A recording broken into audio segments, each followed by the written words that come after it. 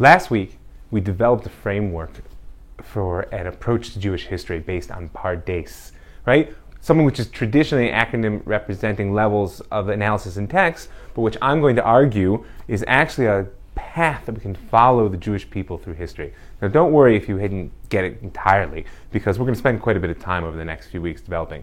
But what I want to do now is to return to this framework and to use it to set the stage for the next level of our learning, which will begin a piece-by-piece exploration of the history of Am Yisrael.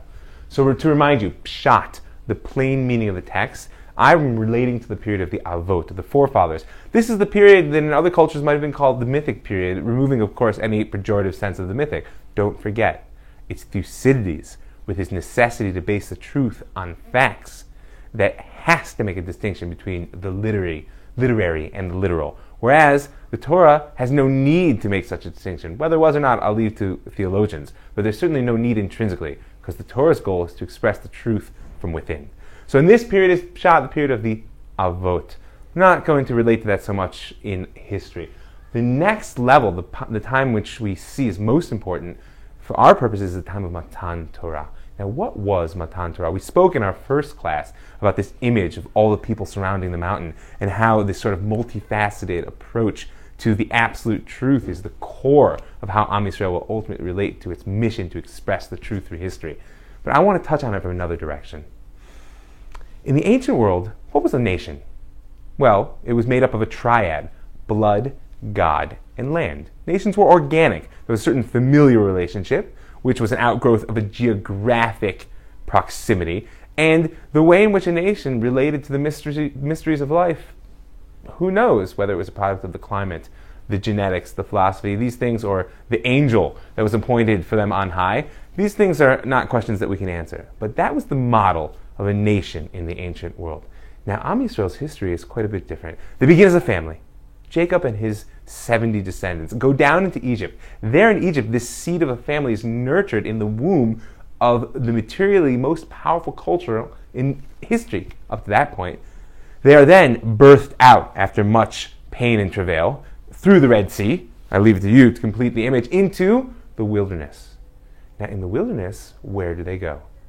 Some might say to Eretz Yisrael, but there's a very significant stop in between. The place they stop is Har Sinai, and there they receive the Torah. Now, it's of note that the rabbis, much later than this point in our story, will learn from Har Sinai the laws of conversion. Why is that significant to me? Because it's at this point that the familial blood relationship of Israel is superseded by what I'll call the Israel consciousness.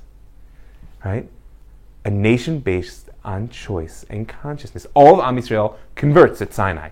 Everyone buys into the relationship whose primary vessel will become the Torah. This opens the door for the idea that the Torah, the consciousness which it contains and the relationship to which it invites one, will be ultimately open to the entire world. This is a tremendous innovation in terms of what it is that makes a nation. Furthermore, there's a whole nother stage. Where do the people go after they leave Sinai? To the land. The land is the second primary vessel for the national relationship next to the Torah. But uniquely, the land and the relationship that it offers between the nation and God is entirely dependent upon the Torah. Vaya'im shamoah tishmeu. If you hear my words, says God, the rains will fall, the grass will grow, the sun will shine, and life will be like normal. If not, oy vavoy. We'll spend plenty of time talking about exile. But this is a tremendous innovation. Whereas classically a nation was blood, God, land, now we have a nation which begins as a family relationship. Blood is there and indeed will continue. Right? One of its primary vessels indeed is its residence in the land, but as we know, the majority of our history of Am Yisrael will happen outside of the land of Eretz Yisrael. And this primary vessel, which is itself a consciousness, it's a nature of a relationship, will be the Torah. So there at Matan Torah, the people got their message. I want you to think of this message in terms of genetics. It is the genotype to the phenotype of the Jewish people. Right? The Torah is what we'll find its expression through Am Yisrael. Right? When Moshe Rabbeinu went up on the mountain and he received whatever it is he received and he saw whatever he saw, there was no distinction at that point between the written and the oral Torah, because there was only God, Moshe, and the text. As soon as he turned around and met Yehoshua on his way back down, and he said, hey, what's that? The minute that Moshe had to explain on any level the nature of his experience and his understanding, the process of oral Torah will begin. Right? Now, the process of oral Torah is not simply a matter of applying an unchanging Torah to a constantly changing world. That's one of its reflections. In its essence, the oral Torah will be a statement of fact. What is that fact? That the truth is not just resident within the text. The truth is resident within Am Yisrael. And it is the relationship between the two that gives us hope that our journey through history will indeed lead closer to the truth. That's the stage at which we're going to say that Pshat ends. Right? Remez, meaning in local context, will begin for us at Knisat Haaretz, coming into Eretz Yisrael, the entry into the national vessel. That will hold us there throughout the entire period of the First Temple. Now, a word on Jewish chronology. Right? If you line up the historians on one side and the rabbis on the other, and you ask them to reconcile the dates for things like the entry into the land of Israel, well, some will say it never even happened, right? The First Temple, well, we have extra biblical evidence for that, but we're going to argue vociferously about when, how much, and where. And when you start getting into the destruction of the First Temple, oy vey, we're into an academic argument. For ease of usage, I'm going to use the secular dates. Right? So the First Temple was destroyed in 586 before the Common Era. And the Jews went into the exile of Bavel.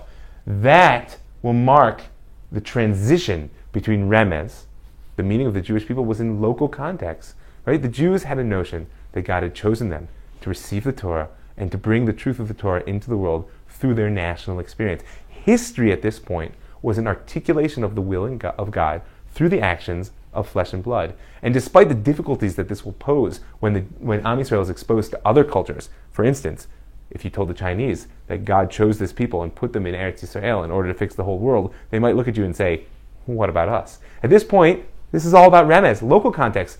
We don't even know about the Chinese. This can be summed up in the relationship that the Book of Devarim offers between the Jews and the non-Jews. If you open up the Book of Devarim and you take a casual look, the primary relationship that's offered between the Jews and the non-Jews is destruction. Get them out of the way. They're what stands between you and your purpose.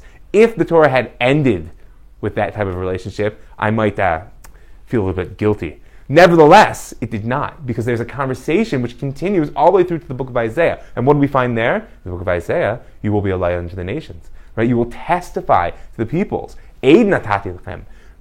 Well, suddenly, the nations of the world become not only non-oppositional, but essential to the mission of the Jewish people.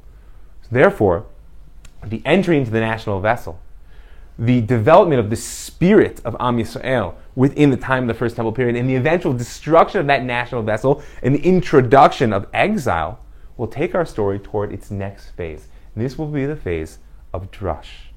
Now, what is Drush? Lidrosh is to seek. It's the seeking of meaning. It's the seeking of meaning in total context. This is why, if you've ever read a midrash and said to yourself, well, how on earth could they say that? They took this entirely out of context. That's true and not. It's true in terms of Remez. It's out of the local context, but it's being elevated into its full context. In textual studies, the full context is all the Torah, written in oral. In history, the full context is everything. Which is why the period of Drush will see the Jewish people exposed to every way of thought, to every corner of the earth, to every way of making a living, every way of knowing the world, all ultimately to redeem the pieces of experience and try to integrate them into a whole. Right? That will ultimately lead us into the period of Sod, which will pose the question, which is a major question that we're struggling with today: what vessel could we ever imagine that could hold the diversity of the Jewish experience? So I want to bring our introduction to a close with this thought, because next week we're going to start into the book of Daniel, and we're going to launch our way into Jewish history. When the Jews went out into exile, they carried with them their past.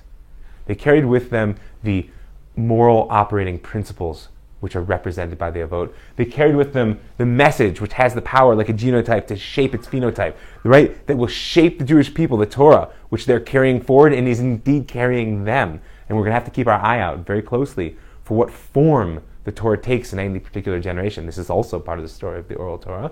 They carried it with them into Bavel, and there, what did they find? Daniel was given a vision of the rest of history.